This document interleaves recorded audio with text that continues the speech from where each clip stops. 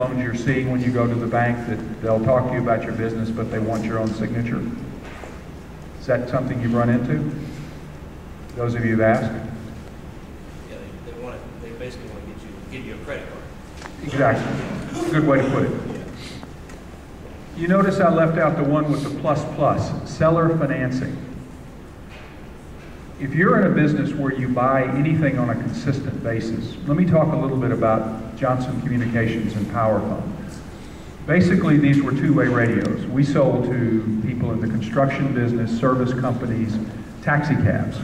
And so we were selling radios to customers, and they were all financed. We never gave a penny of financing. We arranged for the other person to borrow the money for that. And part of that is because if you think about it, the value of that piece of equipment, whatever your business buys, is worth more to the seller than anyone else. He's charging you more money for it, and therefore it's worth more. If you buy something and then go to the bank and say, I'd like to borrow money against this, it's much like a car. He's going to discount it dramatically. So seller financing is one of the most important sources of debt for young businesses. At Johnson Communications, not only did we, and PowerPhone, not only did we get our customers financing for all of their purchases, we had our suppliers fighting to finance us because we bought in large purchase quantities, and we were very aggressive about terms and with them, about how we could borrow. Uniden Corporation, which is a Japanese company, but all of their manufacturing facilities in those days were in Taiwan, was very aggressive about financing. So slowly but surely they got a larger and larger percentage of our business, not because their radios were any better, not because they did anything else, but they just give us better terms. So those are the four types of debt. One thing that someone pointed out to me a long time ago is when you're making your pitch to a bank, always turn it around and think, if I was the banker, would I lend to me and to this business? It seems pretty obvious, but that's something that you ought to think about. I'm going to talk mostly about private investment here because that's the area I know the most about.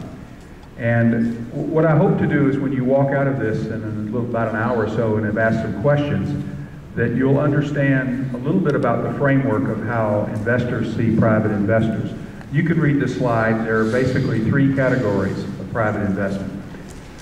It's not a very kind thing to say, but the first is friends, families, and fools. Those are the people who have to help you start up your company because they're related to you, or very good friends. And they're generally small investments. The second are angels. And angels are basically semi-professional investors. And I would say in my own investing, having made about 25 different investments, it's semi-professional. The final is venture capital. And those are very professional people that manage other people's money. They raise the money primarily from institutions such as trust funds, from retirement funds, and they are very, very hard managers. One of the differences, and you can read the size of these, one of the differences is obviously there's much more money as you move toward the bottom, the more professional managers.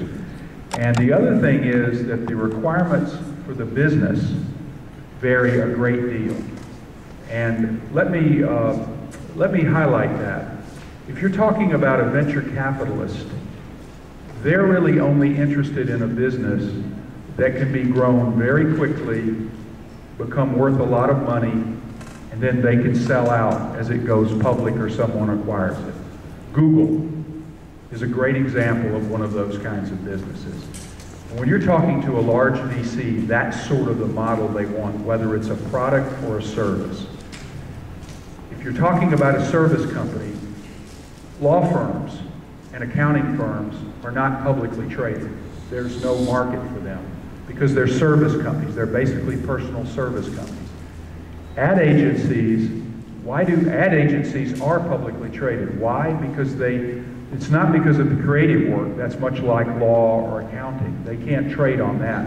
What they have, though, are the big media buys, which are a consistent moneymaker year after year, and that's what makes those companies worthwhile.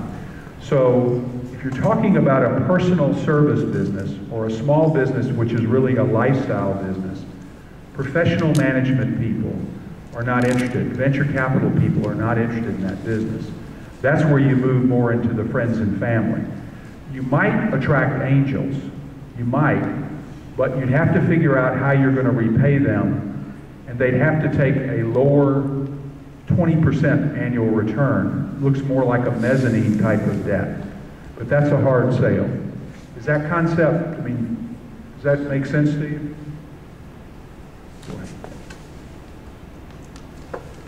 This is another way of looking at the same thing. These are the total dollars invested each year. 500,000 deals, roughly, in the pre-seed stage for beginning business. This is this friends, family, fool kind of thing. Angel investors do 50,000 deals, but $20 billion a year. That's an enormous amount of money going in very small chunks. And then if you notice, there's something called the funding gap. And this has really come out in the last few years. People like venture capitalists and private equity people have moved way up so that a deal less than $5 million is very hard to do. So there's a big gap. You can raise up to about $750,000, or you can raise more than $5 million, but there's a gap there. And that's very tricky when you're an entrepreneur because you have to manage your company through that gap. And as you see, venture capitalists do a lot of money as well, but it's in much larger chunks and very few deals. This is probably not a surprising chart to anyone. If you notice, it went way up in the late 90s, came way down and crashed in 2000, 2001. And if you notice, it's dropped down again. The last data available goes back and it's dropped down again, and it'll be even lower. In fact, my guess is it'll be the lowest it's been since the middle 90s. And in fact, it's very hard to raise venture capital. A lot of firms that have been very successful have gone out of the business. So the same thing has happened in angel money. People like me who invested money that they had from a success, mine in the 90s, most of us in the 90s, have now got that money tied up in a number of different companies. There haven't been any exits. We don't have much to invest. So getting new angel money is very difficult right now. How do you exit? This is primarily aimed at angel deals or venture deals. As you see, there was kind of a spike in the late 90s where there was more IPO, initial public offering, public market. But most companies that are basically just bought by bigger companies. IBM, Google, are companies that are famous for buying other companies. They don't build technology, they just wait to see who's going to win, and then they buy the winner. And that's the way they work. So the IPO market has become less and less, and it's more about selling to these larger players. Before we get into some of the details, let's talk about 6 clever ways to finance your business. And some of these I've learned the hard way, some of these I've learned from other people, but when you start a business, particularly when you raise money, one of the tendencies is to spend it too fast. How many of you have ever heard the great expression, spend both sides of a nickel? Spend both sides of a nickel. An entrepreneur, and those of you who run businesses know, you have to make every nickel count. And so don't waste money. So let's go through some of these. Salaries.